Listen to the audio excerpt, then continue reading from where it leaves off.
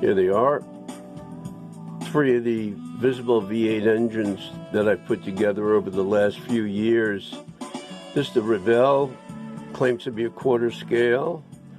The Haynes claims to be a quarter scale. And this is the Mustang 289, claims to be a third scale. We'll take a quick look at these 3 guys.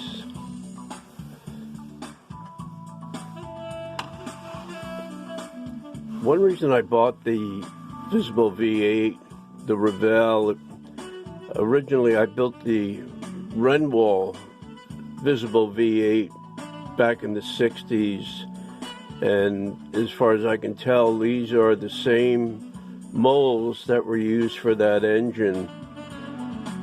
Unfortunately, they decided to cheapen the engine. This is where the motor lived here in the starter motor housing that drove the flywheel that allowed the engine to operate. They also removed the gears, the gear that came off the camshaft that drove the distributor shaft and enabled the spark plugs to fire when the piston hit top dead center. There are some things I did like about it. It's a nice looking model and it has some nice detail. It is god awfully loud. It's amazing. Maybe it's because they've been using the same mold since 1960, but this thing makes a tremendous racket when it's running. In fact, I'm somewhat surprised that it does hold together when it's running. The tolerances are just so loose on this thing, but it does operate. And there it is. It's between $70 and $80. Frankly, I think it's overpriced at that price point. This is the only engine of 7 that I put together that wasn't motorized and had working spark plugs. But as I say, for me, it was more the nostalgia that caused me to buy that engine. Let's move over here to the Haynes. This is a nice model. I really like this. It was nice to put together. It runs very nicely also. I'm going to just go ahead here, turn this thing on for you. Get a little bit of a look inside.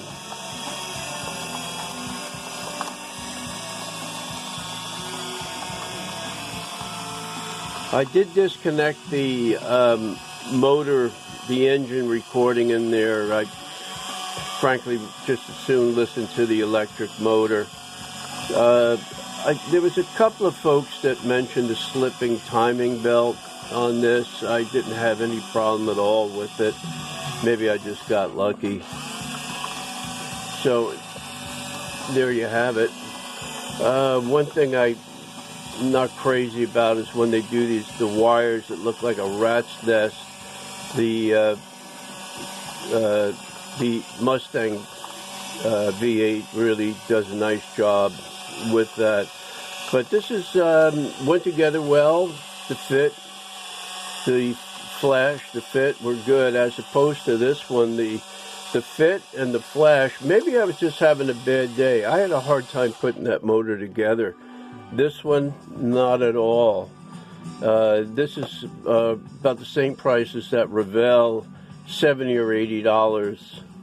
Here again, I would Google the engine that you're interested in because prices are all over the place on these visible engines.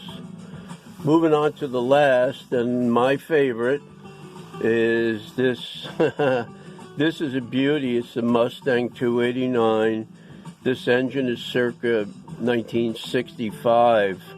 So if you're looking for a vintage engine, whereas this is a newer engine, dual overhead cam, this is a vintage engine, which I just can't get around the fact that they cheapen the engine so much and put it at a price point that's the same as this and higher than the 4-cylinder engines that was put out by Discovery and the Smithsonian Channel are about, I don't know, $30, $40, $50 for those guys. But getting back to this thing, it's really terrific. I really enjoyed putting this together.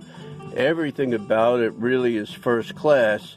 Now, it is over $200, but if you're willing to spend that, you're going to get yourself really beautiful, beautiful model.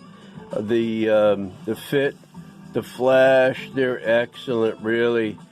I have a separate video on this engine, as well as a separate video on this Revell.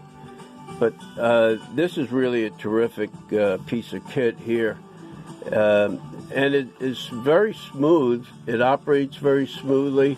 Here again, I disconnected the, I just cut the speaker wire on the fake engine sounds. I'd as soon just listen to the motor. This is pretty darn quiet, this thing.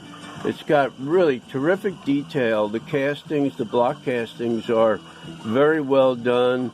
The castings on everything. If you take a look at these rocker arms, delightful, really.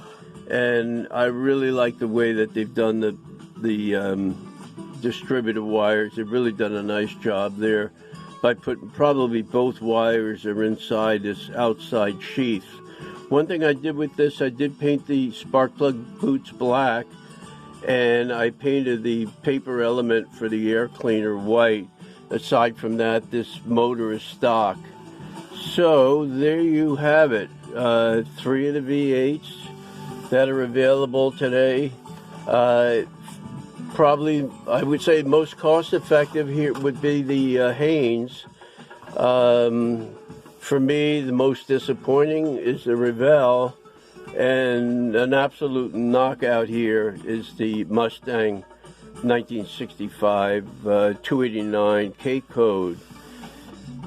So, I appreciate you guys watching. I hope there was something that was useful in this video for you. Take care. Poppy out.